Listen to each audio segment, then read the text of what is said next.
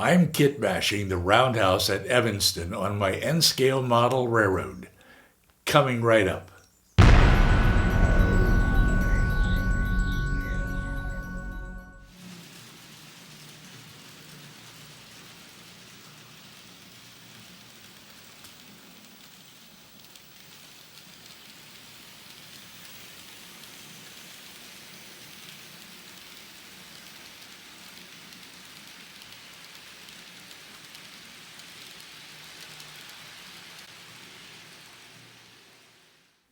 I'm Roy Smith.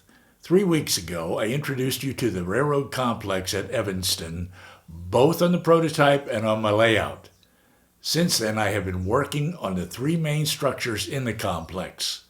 As you know, I am using commercial kits for these structures, but kitbashing them so that they fit the space I have for them and so that they resemble the prototype more closely. I will put a link to my Evanston playlist down below so that you can go back and watch any episode in this series that you may have missed. It's been slow going, but let me show you what I've done this week.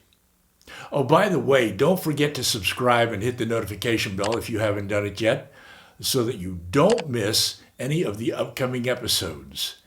Hitting the notification bell is important nowadays because I'm finding it more and more difficult to upload videos on schedule.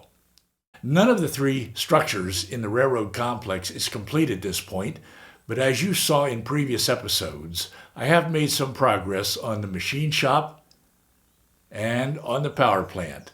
Now it's time to go back to the roundhouse, the most challenging of the three structures.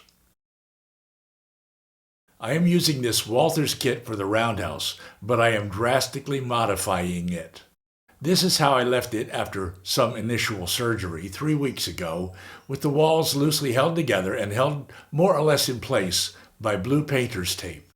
And this is how I left the photo of the prototype loosely affixed to the backdrop, also with painter's tape. I added this photo to the backdrop to create the illusion that the entire 28-stall roundhouse exists on my layout. It's not easy to create such an illusion with a structure like this. Currently, I printed it on regular printer paper, but I will print it on photograph paper before gluing it permanently to the backdrop. I mounted the photo on cardstock to give it strength before cutting it out. I also curved it to try to make it look, well, round, like a roundhouse. Then I attached it temporarily to the backdrop. I made a template out of cardstock for the foundation. Then using that template, I made a permanent foundation out of Plastruck. This is Plastruck. It is firm and makes a great foundation, but at the same time, it is very thick and hard to cut. And here's the roundhouse with the Plastruck foundation. I couldn't use the foundation that came with the kit because of my modifications to the kit. I needed to glue the walls to the foundation in order to hold the structure together in a way that is very different from the original kit. As with the two other structures in the railroad complex, I decided not to permanently install the doors, windows, and roof on the roundhouse until I have painted the walls. Now, getting back to that photo in the backdrop, I discovered that my initial printout of the photo was too small.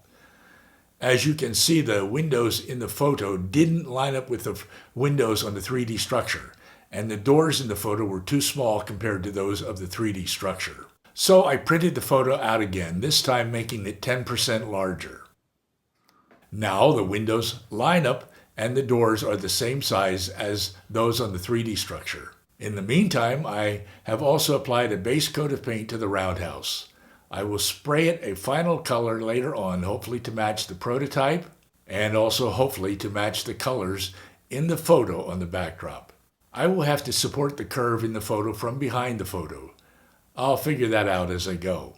The roof will be the last part of the structure that I install because I need to install the windows first. I can't use the sections of roof that came with the kit because of the way I modified the structure. So I'm going to have to create a new roof. You'll recall that I used Plastruck for the roof of the machine shop. But as I said before, Plastruck is very thick and hard to cut.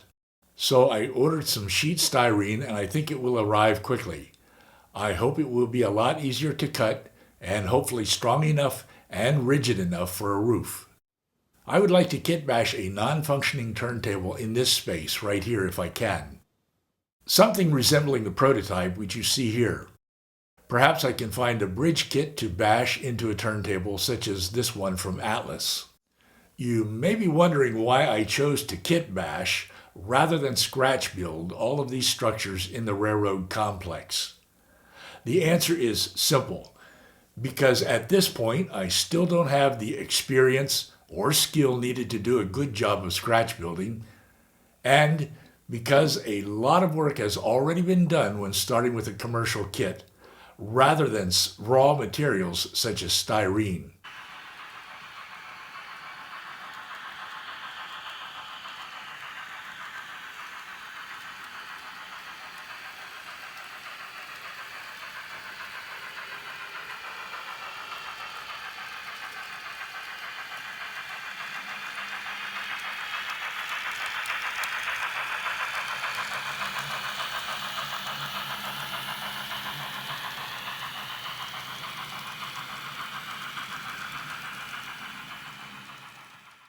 Well, that's where I stand right now in the renovation of the Evanston area. But there's still a lot of work to do. I hope you will come along as I do it. Be sure to subscribe and hit the notification bell so that you don't miss any of it. Thanks for joining me today. I'm Roy Smith. Until next time, happy railroading.